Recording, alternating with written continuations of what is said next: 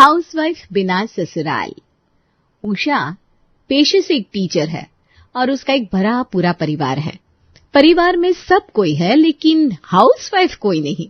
एक रोज मनोज को ऑफिस में देर हो जाती है और उसके साथ काम करने वाला एक आदमी कहता है, यार आज तो बहुत देर हो गई है, मैं तो पीजी में खाता हूँ, टाइम पर नहीं गया तो रात का खाना नहीं मिलेगा।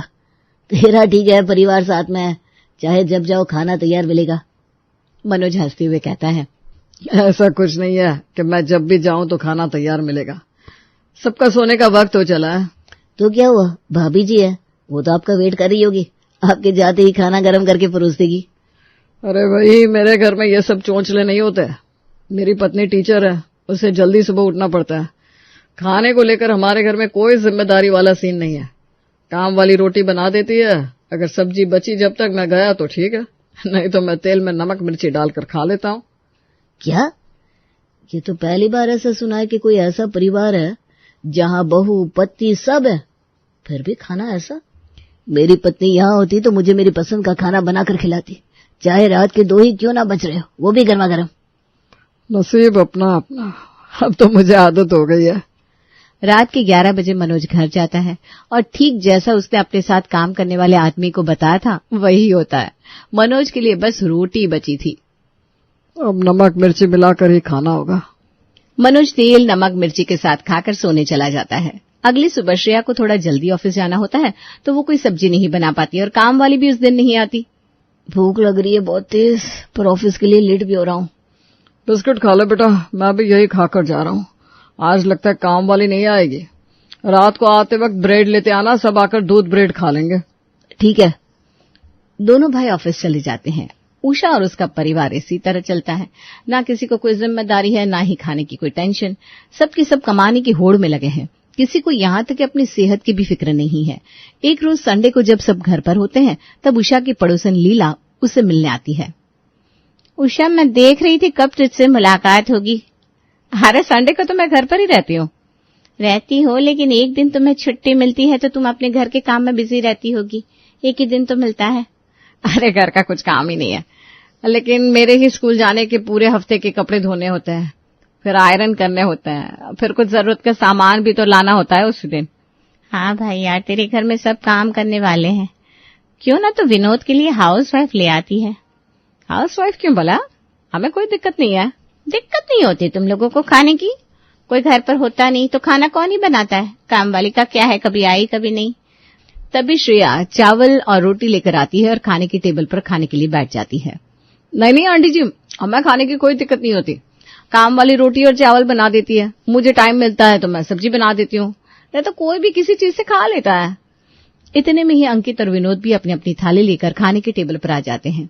पड़ोसन उनकी थाली देखती रह जाती है। तुम दोनों प्याज नमक और रोटी इतना शौक से आनंद लेकर खा रहे हो जैसे अमृत हो। आंटी जी, कितनों को तो ये भी नसीब नहीं होता। हमें तो आदत हो गई है। तब उषा कहती है, मैंने तो कहा कि हमारे घर में कोई झंझट ही नहीं है खाने को लेकर, इसीलिए मैं वर्किंग लड़की ही लेकर आऊंगी। आज तो सब घर पर है, वरना कोई दिखता भी नहीं है। वो क्या करेगी घर पर रहकर? जॉब करेगी तो 2 पैसे आएंगे घर में। ठीक ही है। और तू अपना बता, सब कैसा है? ठीक है, चल अब मैं चलती हूँ, तो अपना काम कर। लीला अपने घर जाती है और सोचती है, उषा के घर में तो किसी भी चीज की दिक्कत नहीं है, सब अपने मन के मालिक है। प्रीति इनके यहाँ बहुत खुश रहेगी, इससे अच्छा रिश्ता नहीं मिलेगा प्रीति के लिए। लीला उसी वक्त अपनी बहन संतोष को फोन करती है और कहती है, ए संतोष, मेरी बात सुन, मैंने प्रीति के लिए एक बहुत अच्छा घर देखा है जहाँ कोई झमेला नहीं। अपनी प्रीति राज करेगी, राज। वो शादी के बाद जॉब करना चाहती थी ना, तो यहाँ कर सकती है। भगवान ने मेरी सुन ली। मैं रोज माता रानी से यही मांगती थी कि मेरी बच्ची को अच्छा घर मिल जाए जैसा उसे चाहिए। हाँ, तो उषा का घर वैसा ही है जैसा प्रीति चाहती थी। मैं तो कहती हूँ कोई झमेला किए बिना झटपट शादी कर देना। तू कहे तो मैं बात चलाऊं क्या? हाँ, तू ही बात चला। लीला मौका पाकर उषा से प्रीति के रिश्ते की बात छेड़ती है। लीला, तेरी बहन की बेटी है तब तो जांच पड़ताल की जरूरत ही नहीं है, लेकिन मुझे अपने विनोद के लिए जॉब वाली लड़की चाहिए। मैंने तुझे पहले बताया था ना। अरे हाँ, तो वो जॉब करती है ना, और उसकी सैलरी भी अच्छी खासी है। अच्छा ठीक है, तो उन लोगों को बुला ले, मिलकर बात कर लेते। ठीक है। लीला संतोष को फोन करके कहती है, संतोष, परसों संडे है, तू कल ही सबके साथ यहाँ आ जा। संडे को ही लीला के घर पर सब रहते हैं, उसी दिन बात हो पाएगी ठीक से। ठीक है, मैं कल आ जाऊंगी। अगले दिन संतोष अपने परिवार के साथ लीला के घर आ जाती है। लीला, मैं क्या कहती हूँ, उनके घर हम ना जाकर उन्हें ही यहाँ बुला ले तो कैसा रहेगा? हाँ, ये भी ठीक रहेगा। हम नाश्ते और खाने का इंतजाम कर लेंगे। ऐसा खाना उन्होंने कभी खाया ही नहीं होगा। वैसे उनके घर में ना करने वाला कोई है ही नहीं, कोई खाना ही नहीं बनाता वहां, ठीक से यही बात कर पाएंगे। संतोष और लीला मिलकर शनिवार से ही तैयारी करने लगती हैं। अगले दिन शाम को उषा अपने पूरे परिवार के साथ लीला के घर आती है। आते ही लीला और संतोष मिलकर उन्हें खिलाना पिलाना शुरू कर देती हैं। अरे वाह, आज लग रहा है घर का खाना खाया है। सच में आंटी, खाना बहुत टेस्टी है। कितने दिनों के बाद मेरा परिवार साथ बैठकर खा रहा है। लीला, ये तेरी ही लीला है। मम्मी जी, जिस काम के लिए आए हैं वो तो हुआ ही नहीं। अरे हाँ, प्रीति से तो मिलवाइए अब हमें। प्रीति साड़ी पहने आती है और सबको वो एक नजर में पसंद आ जाती है। देवरानी जी, ये साड़ी पहनने की जरूरत नहीं है, तुम जैसे रहना चाहती हो वैसे रह सकती हो। हमें तो लड़की पसंद है, अभी ही रोका कर देते हैं। क्या कहते हो अंकित और विनोद? थोड़ा हम लोग आपस में बात कर ले पहले। लीला उषा और उसके परिवार को हॉल में अकेला छोड़ देती है। सभी आपस में डिस्कस करके इस निर्णय पर पहुंचते हैं कि प्रीति और विनोद एक दूसरे के लिए सही रहेंगे और दोनों की शादी पक्की कर देनी चाहिए। उषा लीला को बुलाकर कहती है, लीला, हमारी तरफ से रिश्ता पक्का है। अभी बच्चे एक दूसरे को रिंग पहना देते हैं, फिर जब कहो तब शादी कर लेंगे। ठीक है जी। प्रीति और विनोद एक दूसरे को अंगूठी पहनाते हैं और विनोद प्रीति की शादी पक्की हो जाती है। शादी से पहले विनोद और प्रीति फोन पर घंटों बातें करते हैं और प्रीति विनोद के घर का सारा हाल समझ जाती है। दिन बीतने लगते हैं, दोनों की शादी हो जाती है। शादी होकर प्रीति जब ससुराल जाती है तब वो जॉब कर रही होती है। शादी के पहले ही दिन उषा प्रीति से कहती है, प्रीति, शादी के कारण तुमने भी छुट्टी काफी ले ली है, अब कल से ही ज्वाइन कर लेना बेटा। मम्मी जी, मेरा ट्रांसफर अभी नहीं हुआ है, अभी 1 महीना और लगेगा। आहा, तो बहू तो कल अपने मायके चली जा, जब जॉब ट्रांसफर हो जाए तब आ जाना। ठीक है मम्मी जी, आज मेरी पहली रसोई है तो क्या बनाऊं खाने में? बहू, कुछ ज्यादा बनाने की जरूरत नहीं है, बहुत खाना पड़ा है, तू बस एक मीठा बना ले। ठीक है। प्रीति मीठा बनाकर सबको वही देती है। सभी खीर खाकर खुश हो जाते हैं। विनोद, कल प्रीति को उसके मायके छोड़ाना, उसकी नौकरी छूट रही है बेटा। हाँ हाँ भाई, जॉब जरूरी है पहले। अगर पता होता तो शादी 1 महीने बाद कर लेते जब तुम्हारा ट्रांसफर हो जाता। कौन सी हड़बड़ी थी। तुम एक काम करो, मैं आज रात ही तुम्हें छोड़ आता हूँ ताकि तुम वहां आराम से कल जॉब पर जा सको। ठीक है। शाम को विनोद प्रीति को उसके मायके छोड़ाता है। कैसे लोग हैं ये, इन्हें घर की कोई फिक्र ही नहीं है, सबको बस पैसे और नौकरी की पड़ी है। मुझे हनीमून तक नहीं जाने दिया। उधर वापस उषा के घर के सभी लोग अपनी दिनचर्या में लौट आते हैं। दिन बीतने लगते हैं। 1 महीने बाद प्रीति का ट्रांसफर हो जाता है और वो वापस अपने ससुराल चली जाती है। वो देखती है कोई कुछ खा रहा है तो कोई कुछ। प्रीति एक दिन की छुट्टी ले लेती है। प्रीति, तुम इतना छुट्टी लोगी तो तुम्हारी सैलरी नहीं कटेगी? हाँ कटेगी भाभी, लेकिन आज रेस्ट कर लेती हूँ, अपना रूम भी तो एडजस्ट करना है ना। अरे वो सब हो जाता है यार, तुम प्रमोशन लेने की कोशिश करो। मम्मी जी को देखो, इस उम्र में भी प्रमोशन का ट्राई कर रही हैं। हाँ भाभी। सब अपनी अपनी ड्यूटी पर चले जाते हैं। पूरा दिन प्रीति अकेली रहती है और रात को जब सब आते हैं तो कोई चाय के साथ रोटी खा रहा है, कोई अचार से, कोई नमक मिर्ची से, तो कोई दूध से। ये सब देखकर प्रीति को बिल्कुल अच्छा नहीं लगता और वो विनोद से कहती है, क्या इस तरह कौन ही रहता है, ऐसा खाना भाता भी है क्या? सबको आदत हो गई, खा लेते हैं। वैसे आज काजल आने वाली है, आप जाकर उसे ले आओ। अरे वो खुद आ जाएगी, मैं चला सोने। विनोद सोने चला जाता है। काजल खुद घर आ जाती है। उसके आने पर कोई जगह नहीं होता, ना ही कोई उससे खाने पीने को पूछने तक आता है। ये देखकर प्रीति काजल के पास जाती है और कहती है, दीदी आपके लिए क्या बना दूं, चाय या कॉफी? भाभी कुछ भी चलेगा, आपने पूछा यही बात है, वरना इस घर में तो किसी को किसी से मतलब ही नहीं है, इसीलिए तो मैं आपकी शादी में भी नहीं आई। कोई बात नहीं दीदी, मैं हूं ना। भाभी मुझे बहुत तेज भूख भी लग रही है, कुछ खाने को मिलेगा? अरे ये कोई बोलने की बात है क्या? क्या खाना है बताइए, मैं बना देती हूँ। बोलने वाली बात तो है भाभी, क्या आपने अभी तक देखा नहीं यहाँ सब कैसे खाते हैं, तेल नमक मिर्ची के साथ तो चाय के साथ। सब्जी तो यहाँ जैसे बने जन्मों बीत गए हों। ये सब छोड़िए, चाउमीन खाना है, मैं हम दोनों के लिए बनाती हूँ। ठीक है, चाउमीन बनाइए। प्रीति चाउमीन और कॉफी बनाकर लाती है और दोनों साथ में खाते हैं। भाभी, आज लग रहा है कि मैं अपने परिवार के साथ हूँ। कभी यहाँ सब साथ में बैठकर खाए ही नहीं।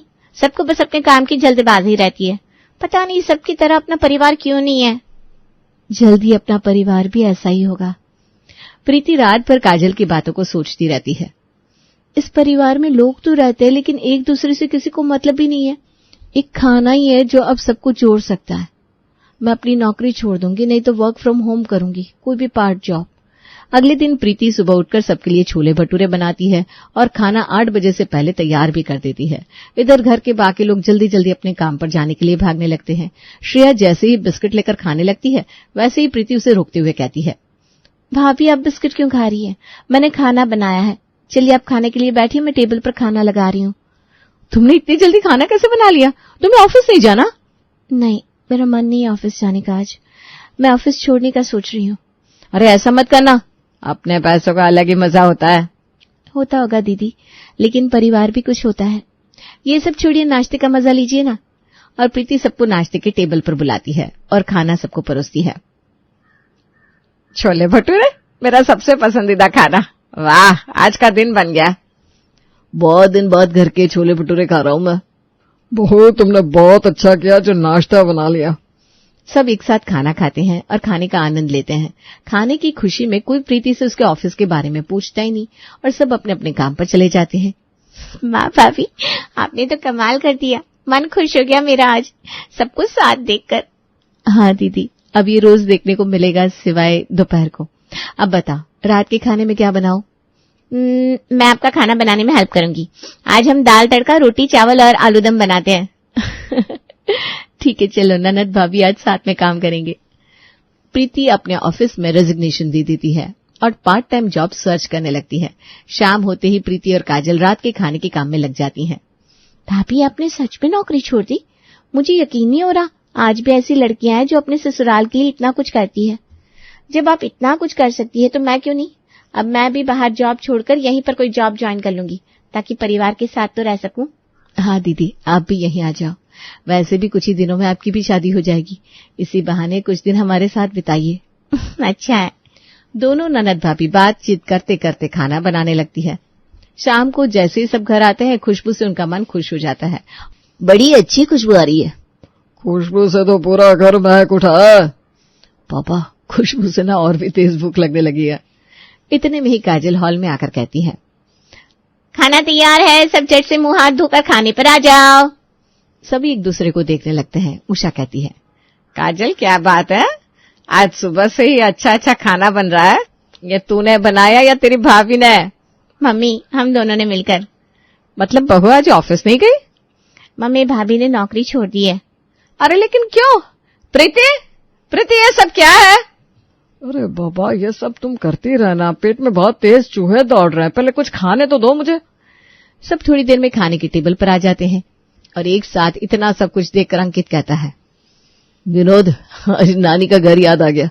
बचपन में हम वहां ऐसे ही खाया करते थे ना। हाँ भैया, कितना मजा आता था उस वक्त। पता नहीं वो दिन अब कहाँ गए। काजल तो भूल गई क्या? एक आइसक्रीम के लिए लड़ लिया करती थी। मेरी थाली से गुलाब जामुन उठाकर भाग जाती थी। काजल जोर जोर से हंसने लगती है। याद है मुझे, सब कजिन कितना मजा करते थे और नानी भी हमारे साथ खेलती थी। चला जाए क्या नानी का घर भैया फिर से? हाँ काजल। तीनों भाई बहन अपने बचपन की बातों में खो जाते हैं। उषा और मनोज भी एक दूसरे से अपनी शादी के वक्त की बात करने लगते हैं। तब श्रेया कहती है, दीदी अब नानी जी तो है नहीं, इससे अच्छा है कि हम अपने गांव चले पूरे परिवार के साथ। कभी ऐसा मौका मिला ही नहीं है। हाँ ना, चलते हैं। एक हफ्ते बाद का प्लान बनाते हैं, क्योंकि छुट्टी भी तो लेनी होगी ऑफिस से। हाँ हाँ। अब प्रीति रोज नाश्ता और रात का खाना बनाती है। इसी तरह एक हफ्ता बीत जाता है और खाने की खुशबू से उषा प्रीति से उसकी नौकरी के बारे में पूछना ही भूल जाती है और घर के सभी लोग आपस में एक दूसरे के करीब आने लगते हैं। एक हफ्ते बाद अब आज गांव की ट्रेन रहती है। प्रीति और काजल सुबह से रास्ते के खाने की तैयारी में लग जाती हैं। तभी श्रेया भी वहां आती है। निमकी बना रही हो? लाओ, मैं भी तुम लोगों को मदद करवाती हूँ। आइए भाभी। आज बहुत अच्छा लग रहा है। मैं अभी ना ये ऑफिस वाली जिंदगी से ऊब गई हूँ। अब ये फैमिली लाइफ एंजॉय करना चाहती हूँ। सोच रही हूँ एक बच्चा कर लूं, वरना बाद में नहीं होगा। मेरी सब सहेली के 2-2 बच्चे हैं, सब मुझसे कहती हैं बच्चा कर लो, बच्चा कर लो। हाँ भाभी, जल्दी से कर लो ताकि इस घर में भी एक नया मेहमान आए। तीनों को साथ देकर उषा भी उसका हाथ बटाने आ जाती है और आज पहली बार चारों मिलकर खाना बनाती है। मनोज ये सब देखकर कहता है, आज पहली बार सबको साथ में देखकर बहुत अच्छा लग रहा है। आज मेरा परिवार लग रहा है। हाँ पापा। खाना पैक करके रात में सब गांव के लिए निकल जाते हैं। रास्ते भर सब खाते पीते हुए जाते हैं।